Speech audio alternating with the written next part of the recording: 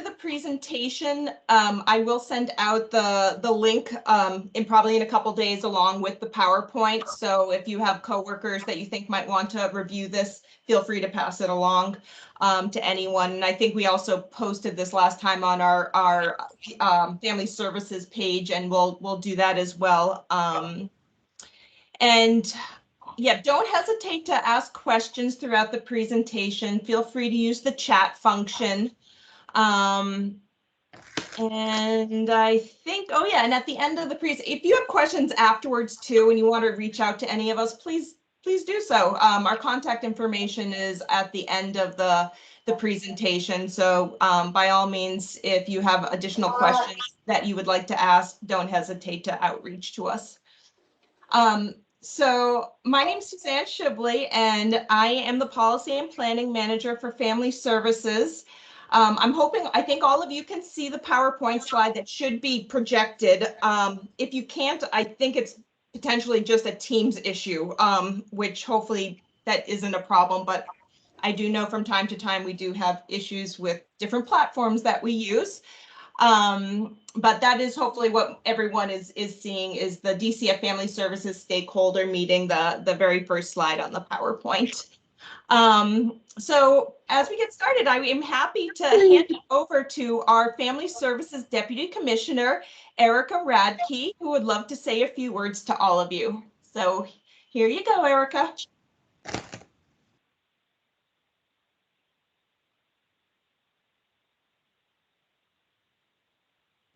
Thanks, Suzanne. Yeah. Good afternoon, everyone. I'd like to thank all of you for taking time out of your busy schedules to meet with me and with the leadership team today. As Suzanne stated, my name is Erica Radke, and since February, I've been the Deputy Commissioner for the Family Services Division of DCF. Since this is my first stakeholder meeting, I'd like to take a little bit of time before we get to the presentation to tell you few things about myself and about my goals and priorities for the division. I'm originally from Chicago, but I didn't stray too far away from home to go to college. I attended undergrad at Northwestern University, where I majored in education and social policy. And then I went to law school at the University of Chicago. After law school, I worked as a litigator in private practice as well as for the federal government. And most recently, I lived in Arizona, and I served as Vice Chief Administrative Law Judge for the Industrial Commission of Arizona, where I presided over workers' compensation cases, and I managed the judicial and support staff. Prior to serving as a judge, I had my own law firm, and I worked as a solo practitioner in the area of Social Security disability. I particularly focused my firm representing children with debilitating mental and physical conditions. I found this work to be really challenging and also very rewarding. A number of people have asked me how I ended up moving to Vermont. And what happened is that my husband was laid off from his job in Arizona due to COVID, but he found a really exciting position out here in Vermont. So as a family, we decided to relocate. And since I knew that I was going to be looking for a new position, I decided to take the move as an opportunity to build on my interest in working to help children, but in a more direct way than when I was a solo practitioner. And the timing was perfect because there was an opening at DCF for the FSD Deputy Commissioner position. But I have to say the timing wasn't so perfect in other ways because who wants to relocate to Vermont from Arizona in the middle of winter and during a pandemic? But we all managed to get settled in and we're doing really well now. But as far as timing also for FSD, this has also been a time of transition and flux, given not only the pandemic, but also the closing of Woodside. And these are two major drivers for my most immediate priorities for the division. And those priorities are one, strengthening the high-end system of care, and two, developing a return to work strategy that's not only flexible and accommodating, but still ensures that the business needs of the division are met. High on my list is also bolstering our diligent recruitment efforts in order to find creative and innovative ways to attract, retain, and support foster kin and adoptive families. And I'm also very invested in successfully implementing the FFPSA. And today's presentations focus on the division's progress in each of these areas and more. In my time at FSD, I have to say that I've been so impressed with the dedication and commitment of the staff to serving the most vulnerable children and youth in Vermont and their families. And I know that the support that you provide as our partners is critical to the work that we do in the areas of child welfare and juvenile justice. So thank you so much for your partnership. And I look forward to getting to know all of you better and to working with you all in the future. Thank you very much. And now I'll turn it back over to you, Suzanne. Great. Thanks, Erica. All right. So we always like to begin our stakeholder presentations by highlighting FFD's mission. So I am going to just quickly read it to you. We engage families, foster and kin caregivers, partner agencies, and the community to increase safety and law abidance for Vermont's children and youth. We achieve our mission by working with families to keep children and youth safe, keep youth free from delinquent behaviors, and if that's not possible, caring for children and youth in DCF or conditional custody while attending to their well-being, while working towards safe reunification. And if that's not possible, achieving other forms of permanency for children and youth in DCF or conditional custody by providing them with safe, supportive, lifelong connections. We also like to share with you this slide, which highlights what FFD's responsibilities are. As the state's child protection agency, not only are we responsible for investigating reports of abuse and neglect, but we're also responsible for many other things, such as identifying extended family and community supports, supporting safe placements, achieving permanency for children in custody, and partnering with all of you who play a vital role in Vermont's child welfare system.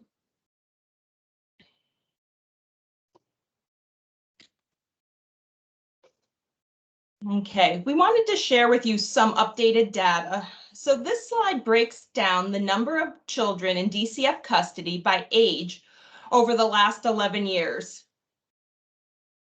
As you can see, it has taken a little bit of a dip over the last fiscal year, which we could probably chit-chat all the potential reasons why that has occurred. And then I also highlighted at the top, as of today, there are 1,088, children in state's custody.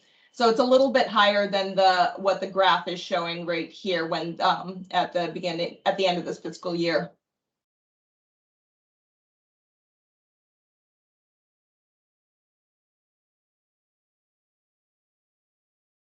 And now we want to show you this particular slide, which shows the number and percent of children who entered custody by age group in fiscal year 2020.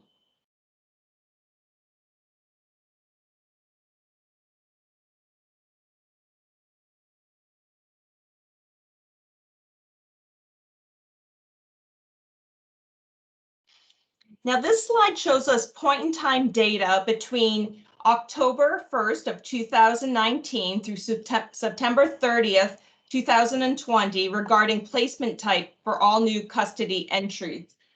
So as you can see, the majority of children coming into custody during that time frame went either into a community foster home or placed with a relative or fictive kin, so someone that they knew.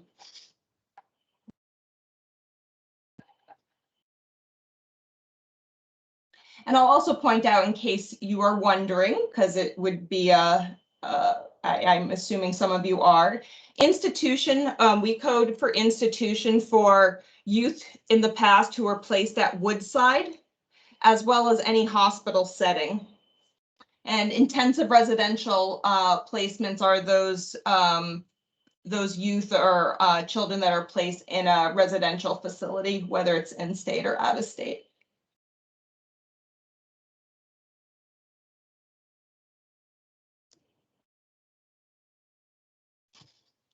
So now we want to shift gears just a little bit and give you some updated data regarding our child safety interventions and the impact of COVID. For those of you who have joined our prior stakeholder meetings, we have showed you some slides showing you the impact of COVID and our decline in the number of total calls and accepted child safety interventions over the year. So as you can see, this data snapshot shows the total number of calls, as well as the total number of accepted child safety interventions in 2019 compared to 2020 and 2021. And I will, for these particular months, and I highlighted the cells where obviously that's when we started to see the impact of COVID and our numbers definitely took a drastic decline. And as you compare those prior months in 2020 to now 2021, it's clear that those numbers have definitely been increasing and getting back to what might have been more the normal number of calls and CSIs.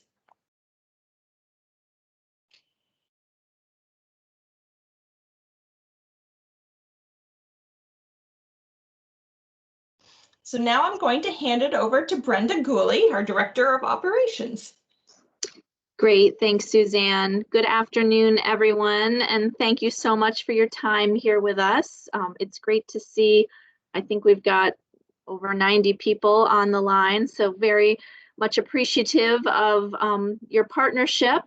And, you know, this slide here, it looks a little bit complicated, but in a nutshell, we are returning to in-person service delivery across the board.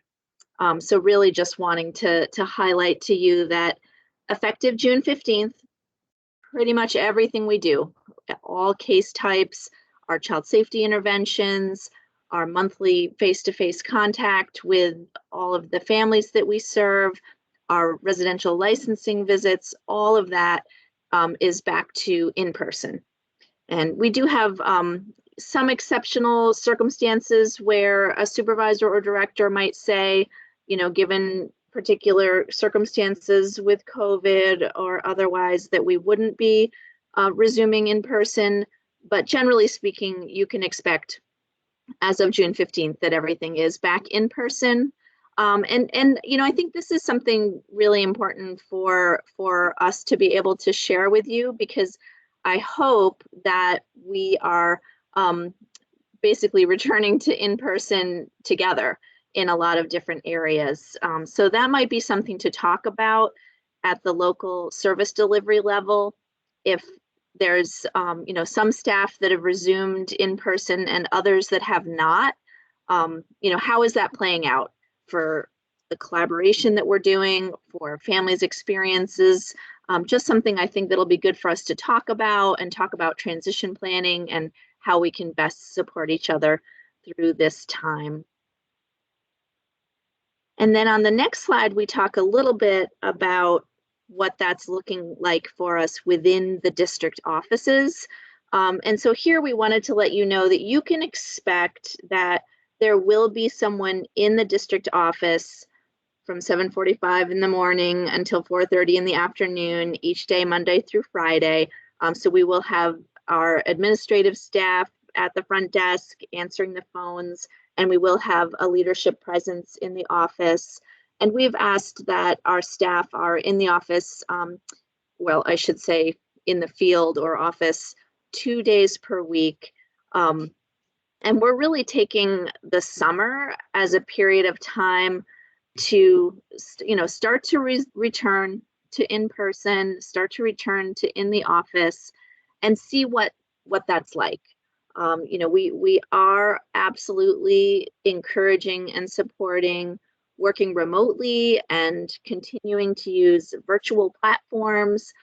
You know, I think we've learned many great tools, you know, wonderful ways to connect people that are either at a geographic distance or, you know, who maybe need transportation or childcare, you know, lots of things that could be a barrier to an in-person meeting.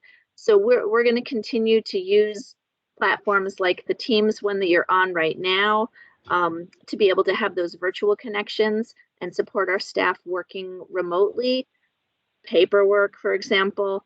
And we're really looking forward to more in-person time and in-person connection in the work we do.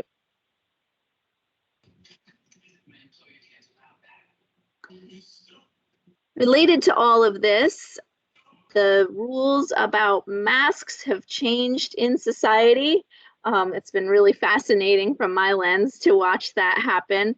So we are following the same rules that everyone else is in terms of CDC and our health department. And probably you all know this already, but bottom line is if someone is vaccinated, that they don't need to wear a mask, although certainly you can choose to if you want to.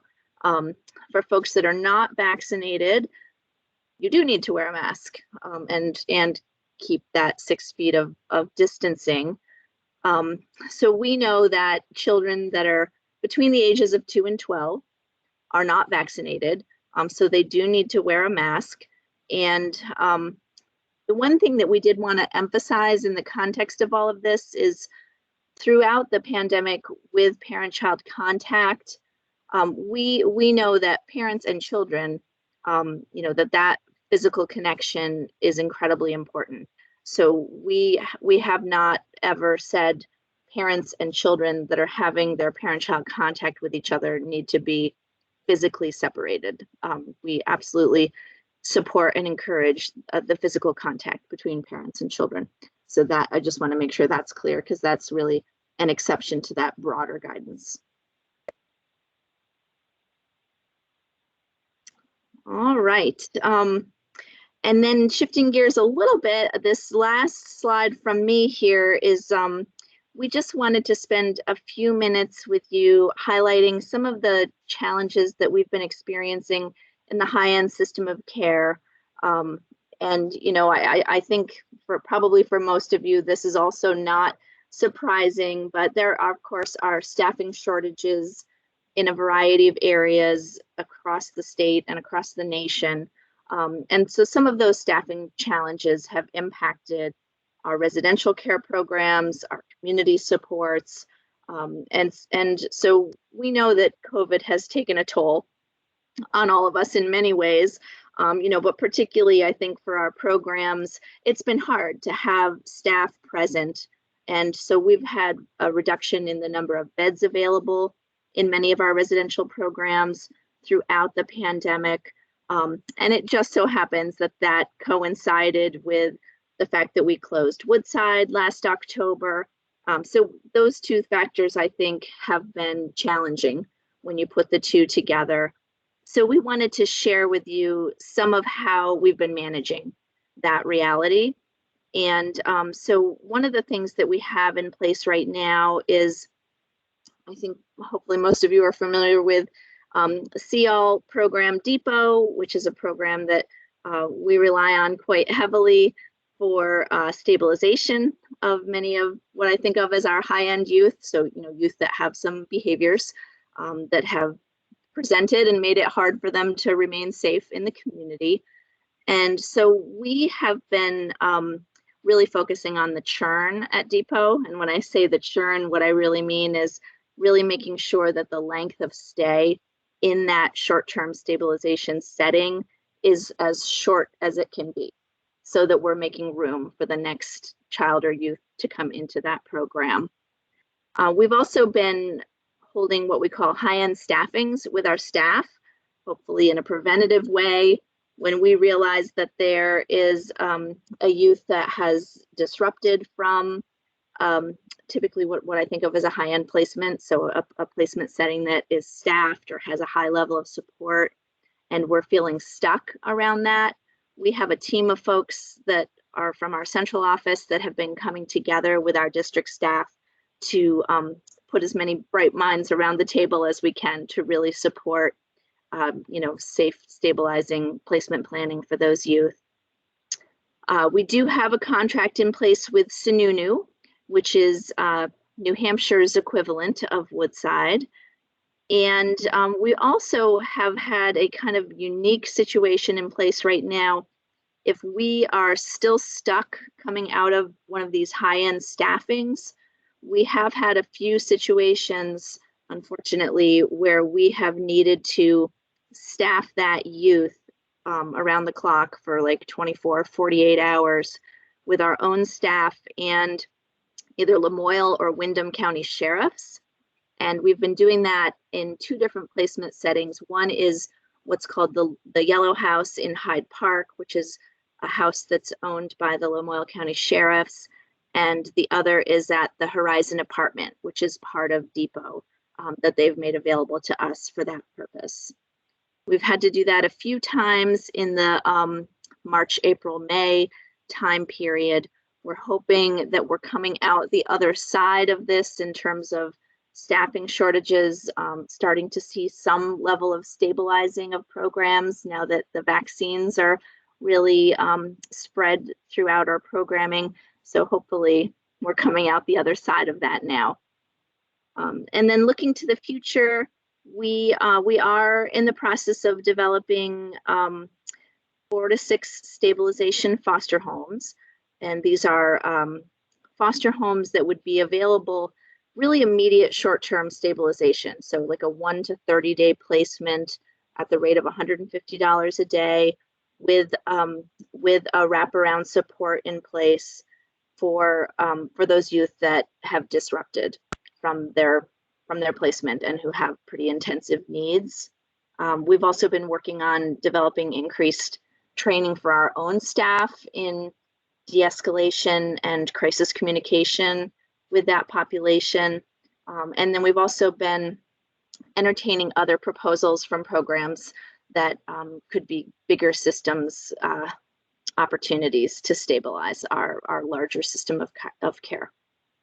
So lots going on in the system of care department, and lots going on as we re-enter the world coming out the other side of COVID. Thank you. Thanks, Brenda. All right, I'm going to hand it now over to Beth Salsville. Thanks, Suzanne. So I also want to give a warm welcome to you all who are joining us on this steamy Monday afternoon.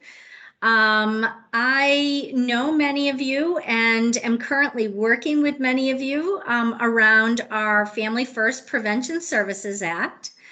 I became the lead for the Family First work a few months ago now. And as we go through the set of slides, some of them may look familiar, some of them not. Feel free to reach out to any of us also with questions. And if you'd like to become more involved, we'd love to have you. Suzanne, the next slide.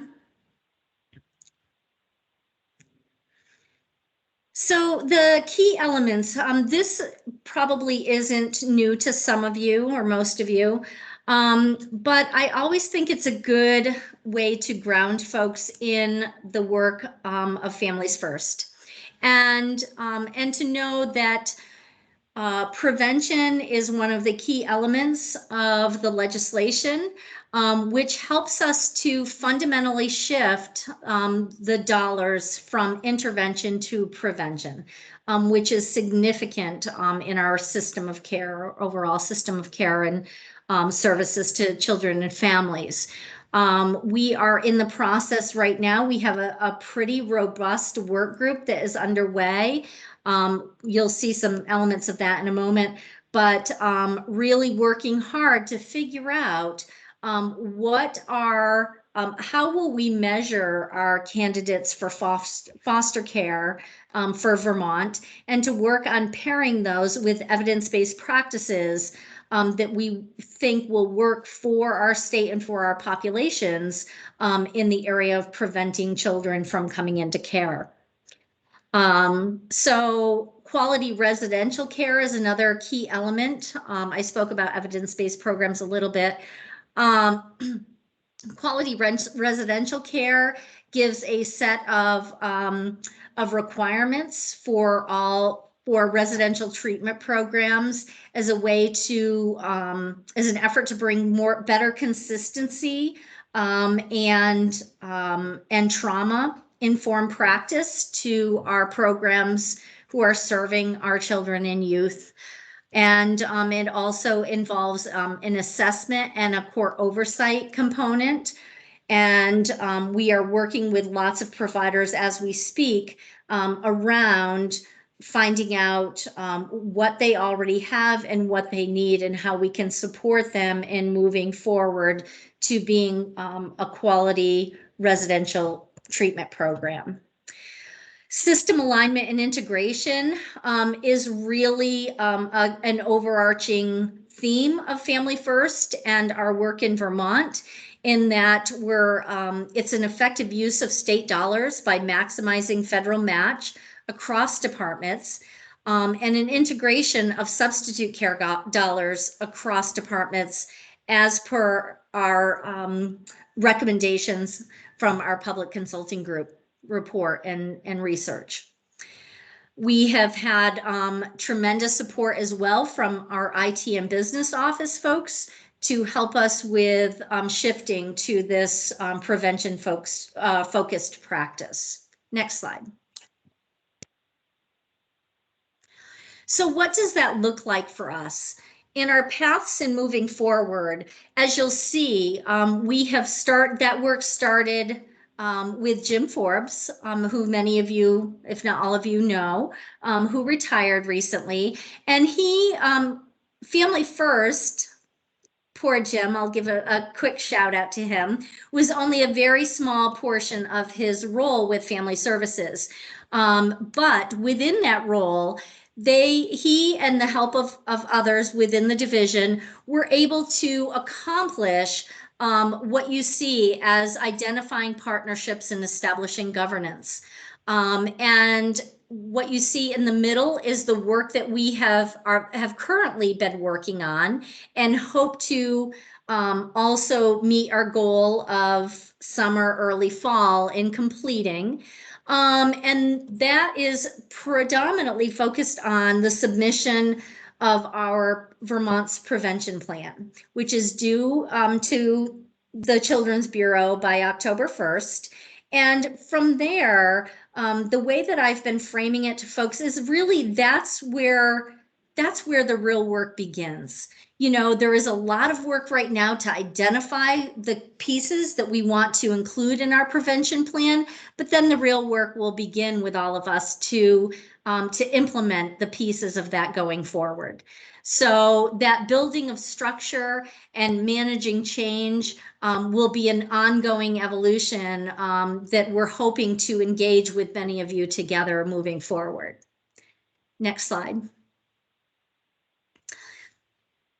So within that, Family First, and I talked about these, is people see it as being Title IV-E driven, which it is in terms of the funding process, but it also is a way for us to align with best practice at the same time. So it offers us an opportunity to work better together in our service of families. And collectively, we can accomplish almost anything. But we need continued, and I put a plug in for this a couple minutes ago, we need collective input to both make sure that our vision fits across the systems, to build on our strategies and work through the technical details to realize what our true impact on children and families can be. Next slide. So again, these are, this slide outlines what our current work groups are tasked with and are centered around. And prevention being the biggest one, both in membership body as well as in work and vision. And I would encourage any of you who is not involved with that to reach out to Suzanne, Brenda, or I, and we can make sure that you get oriented and you hop on board as soon as possible. And then we also have work groups going for our residential treatment programs that is split into the QRTP process as well as the assessment phase of that a few of our stakeholders are involved with. We have an evidence use and reporting work group, and workforce preparation, which will be a little bit more down the road, and business fiscal, which is giving us an oversight around all of the work groups and the work of that to make sure that it fits with the business processes as well. So that is, in a nutshell, everything that you ever wanted to know about Family First Prevention Services Act. Not really, but in the few minutes that I have today. So it's so nice of you to join us, and I look forward to hearing from any of you. Thanks, Suzanne. Thanks, Beth. And just so you know, I'm sure there's some of you that have questions for Brenda and maybe Beth, and we will definitely have time. But for now, we're going to move forward, and now I'm going to hand it over to Barb Joyelle. Hello, everybody. As Suzanne said, I'm Barb Joyelle. I'm the System of Care Unit Director, and today I'm wearing my Diligent Recruitment Lead hat. I've talked about diligent recruitment a number of times with this work group, where I've shared the details of how we put our plan together and all of the different components of the plan. And so I'm not going to repeat that today, but I will say that our diligent recruitment plan in its entirety is up on our public facing website. And so if you are dying to know loads of details, you can access it there. So I am going to talk a little bit about the key elements that are part of our diligent recruitment. And I like to say diligent recruitment and retention program, because it really has taken on that kind of a quality to it. So the work that we've been doing pretty much starting with intensity in June of 2019 was standing up this this approach to diligent recruitment and retention. So the elements that are listed here are really sort of the pillars of how we go about doing our work. It started with a ton of investigation around, what was working well, where were the challenges, what did we know about the cadre of homes that were coming forward. And we learned a lot about our responsiveness as a system in terms of onboarding of caregivers, all the way from the minute that they start to think that they're interested in doing care to the point that they pick up the phone or click on the website or take the next steps through the process. And we learned that there were some challenges along the way where we had big gaps, where people were not able to access training because of the way our training was structured. And so people might have had an interest, but it took them a while to get connected with the system. So part of what we've done is overhauled that entire process. And I'm really glad to say that we did that pre-COVID. So we had online orientations that were happening every other week. We had online training available immediately following orientation. So we have now a system where there are warm handoffs along each step of the process for interested caregivers.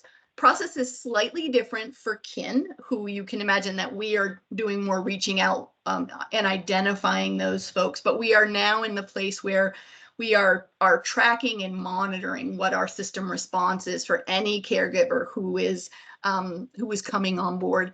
And we started applying a marketing lens to that work, where we are identifying what the specific presentation of children are regionally across our state, and we're developing targeted recruitment to meet those needs. Some of you've probably seen, if you're on the Front Porch Forum, we use that modality as a way to reach caregivers or potential caregivers. And so we gather information from our resource coordinators, who are the folks in our district who are the ones making placements for youth. We gather information from them, we craft messages, and then we're using the need that is identified in the district as a way to message our outreach to potential new caregivers. So it's really been I think a boon to our system in terms of how we're coming at that.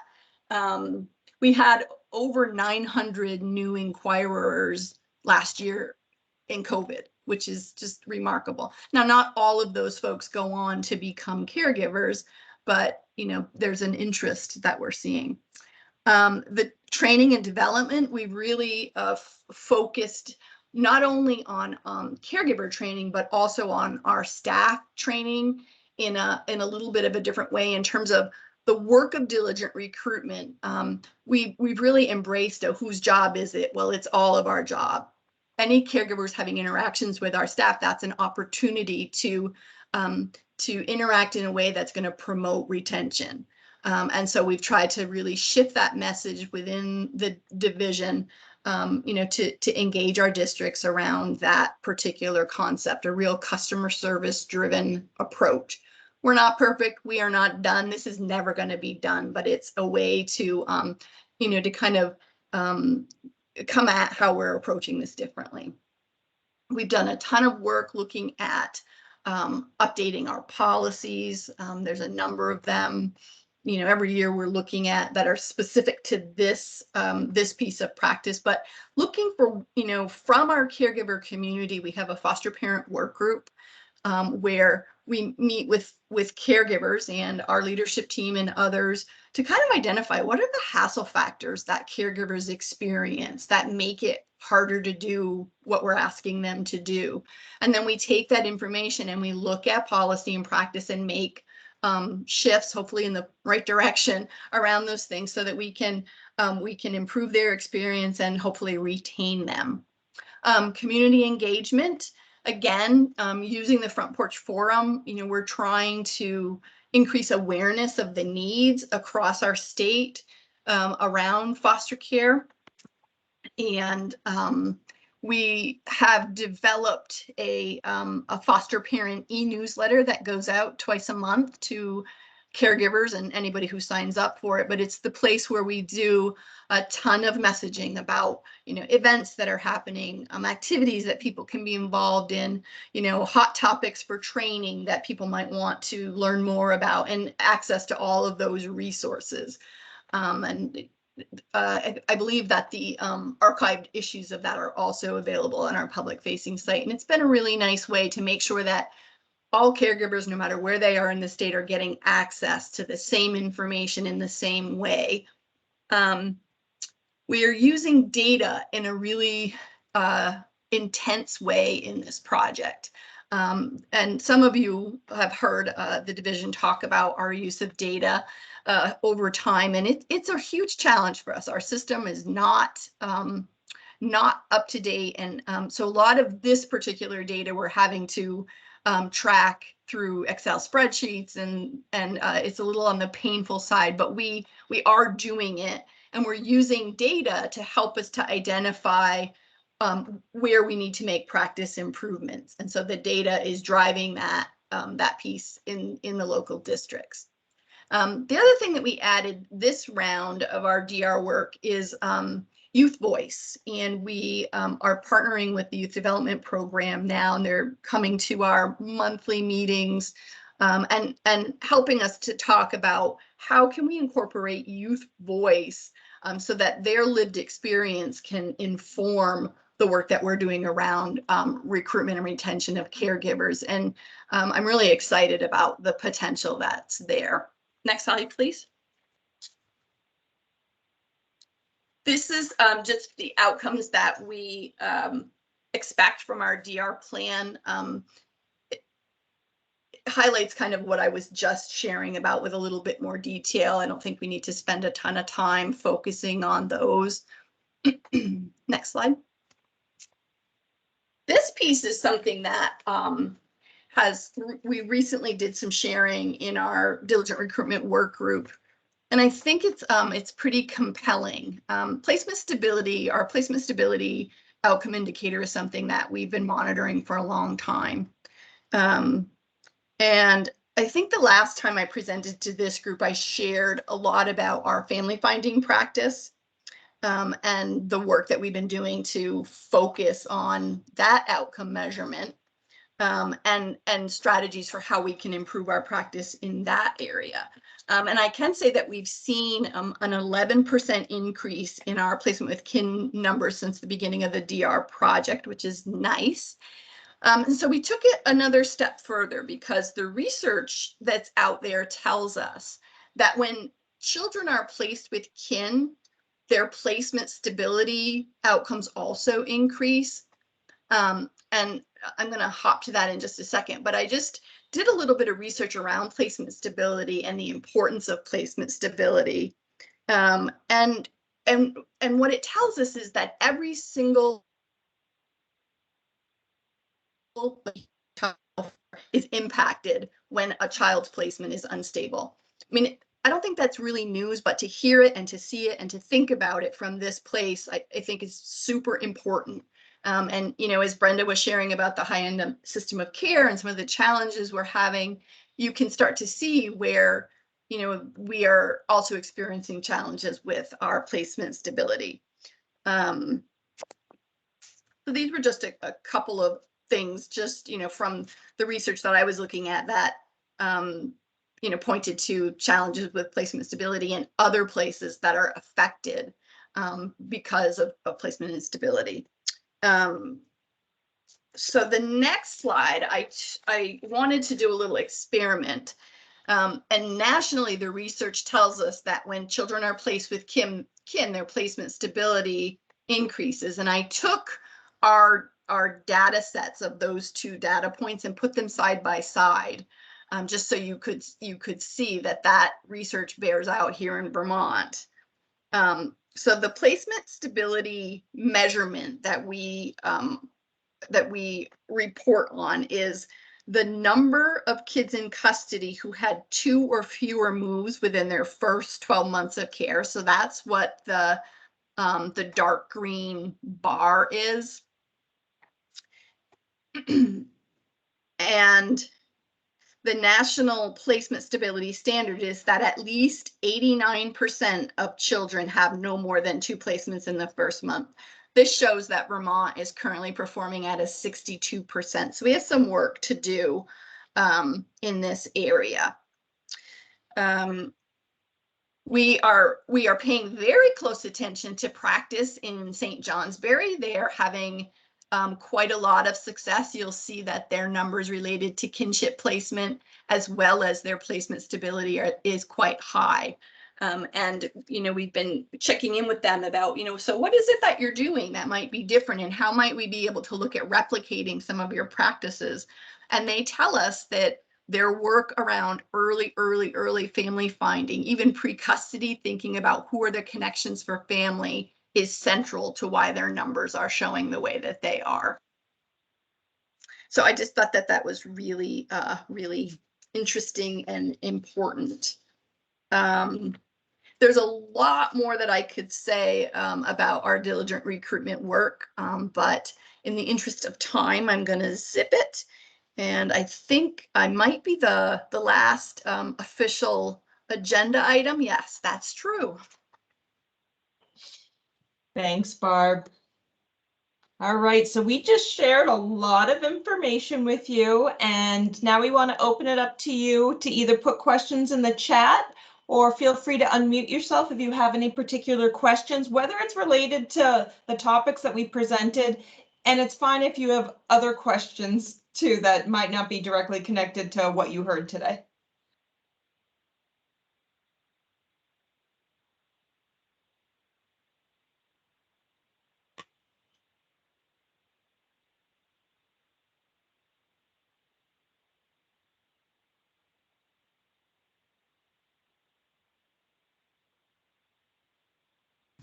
Any questions?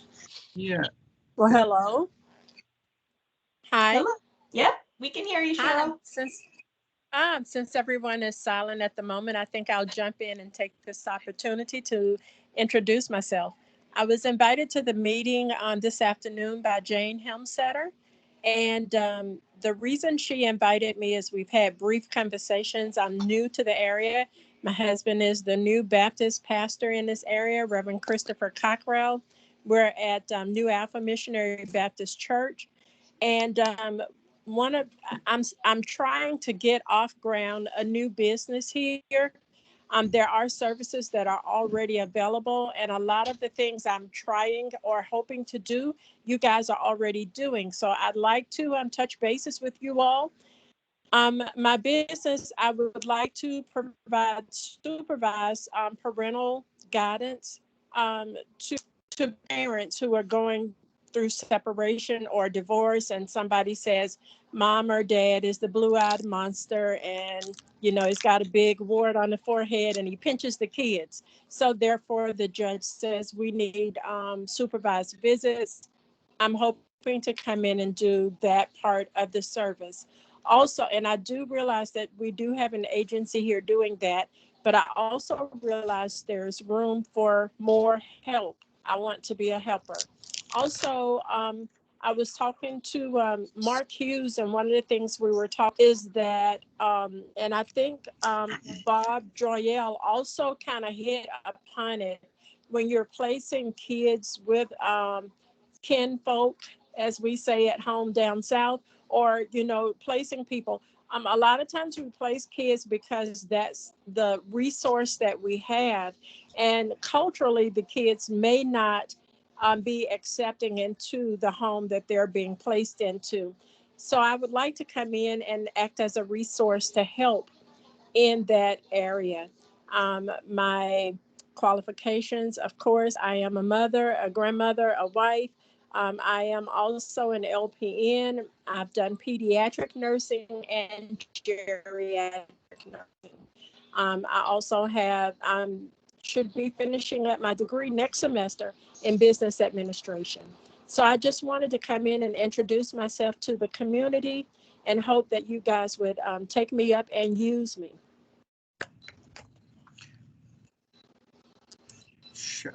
Two things. One, Cheryl, this is Jim Holloway from VCAP. We actually spoke this morning on other topics, so welcome to this group as well, and the stuff you're working on is awesome. So welcome on that. Also, I did have a question for, I'm not sure, I think it might be Brenda's section. You talked about some stable programs for I wondered, you said 4 to 6 new homes, or what? Can you elaborate a little bit more on what that is? Certainly, I'd be happy to. And fortunately, we have Barb Joyelle here as well, who's been heading up that work. So we're hoping to create what we're calling stabilization foster homes. And they are, really just, it's a very short-term phenomenon, which is part of our effort to stabilize our high-end system of care. So the idea, and we have started advertising amongst our existing licensed foster parents, and we'd also be interested in advertising among other individuals who have experience working with youth with more challenging behaviors. And the idea is that this would be a home where that youth could immediately go, and they would be there for a short period of time, from 1 day up to a maximum of 30 days. And that foster parent would receive a higher rate of reimbursement, a higher rate of training, and a higher rate of support for the stabilization of that youth in their home. But I think on day one, we would immediately begin working on what's the longer term plan for that youth, because these are really, they're stabilization settings. I don't want to use my time here, so I don't want to, if other people jump in, but if I can ask a couple more questions on that, that'd be okay? Sure.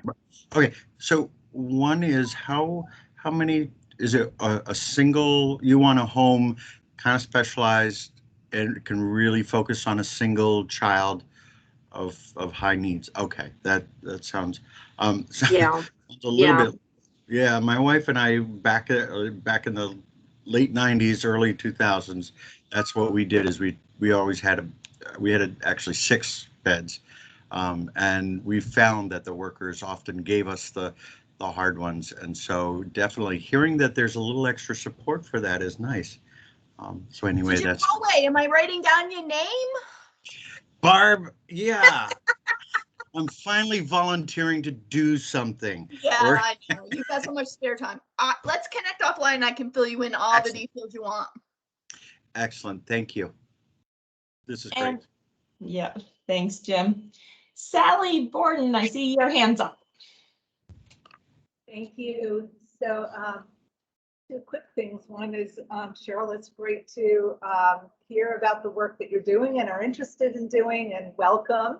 And I will be absolutely certain to follow up with you about some of the work we've done here in Chittenden County about supervised visitation, and welcome your interest in that area.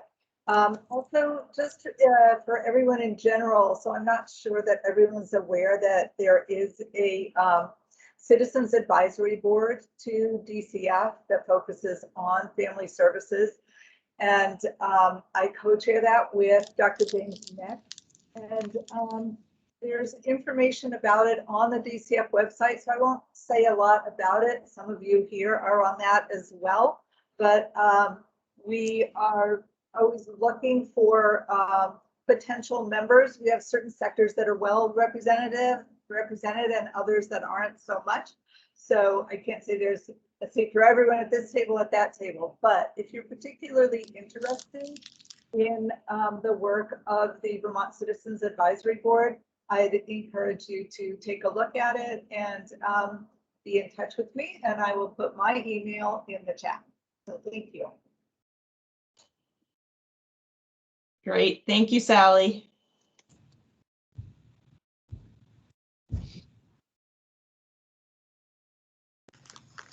Are there other questions or comments folks want to share? I have a question. This is Diane Shamus from Windham County Great. and the Guardian Ad Litem program.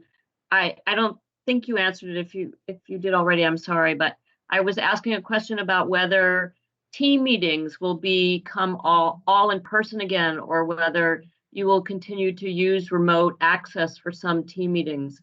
My experience is that for some families, that's been a good alternative. Yes, thank you for raising that, Diane. I would say it will be a hybrid. You know, I think we definitely have learned through the pandemic that the opportunity to come together virtually is one that allows for people at a larger geographic distance to participate. It can actually increase the comfort level for certain individuals. So many benefits. I think, you know, being able to not have to worry about transportation and childcare. You know, there's a lot of benefit there.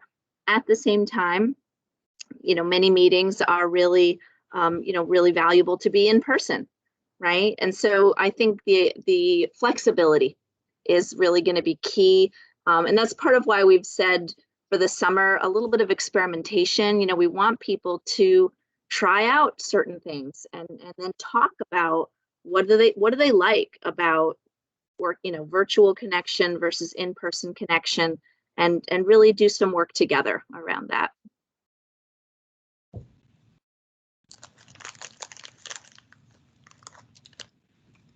Others? Questions, comments? Who, I didn't catch the name. Who is it that's from Guardian Ad Litem? That was me. I'm Diane Shamus and the coordinator of Guardians Ad Litem in Windham County. Any chance I can get your email in the chat? Sure, I'll put it in there. Excellent, thank you.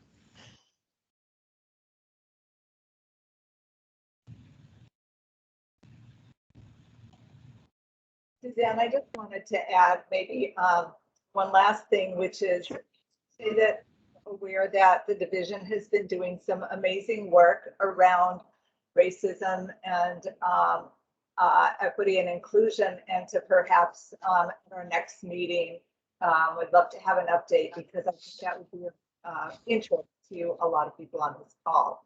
And to just give a shout out to Erica and the staff for the tremendous work that's been done in that area. Definitely. Thanks, Sally.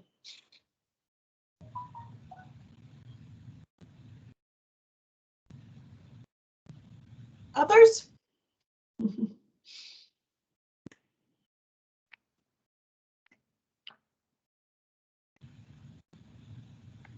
Okay. Well, again, thank you so much for joining us today. And, you know, I really appreciate too that Sally just put out and requested a future agenda item. If there's other things that folks would like to hear updates on, please don't hesitate to outreach to me. And we will do our best to accommodate, and that even includes any particular data requests too. So we want to make sure this this time is informative for everyone. So we do our best in figuring out kind of the hot topics that are going on, but definitely please don't be shy if you have certain requests. So I think on that note, enjoy the rest of this lovely warm day and hope you all have a lovely week. And I'll be sending out the link as well as the PowerPoint sometime this week. So until our next meeting, Excellent. take care, everyone. Great. Thank you, Thanks, everyone. everybody. Have a nice evening. Bye-bye.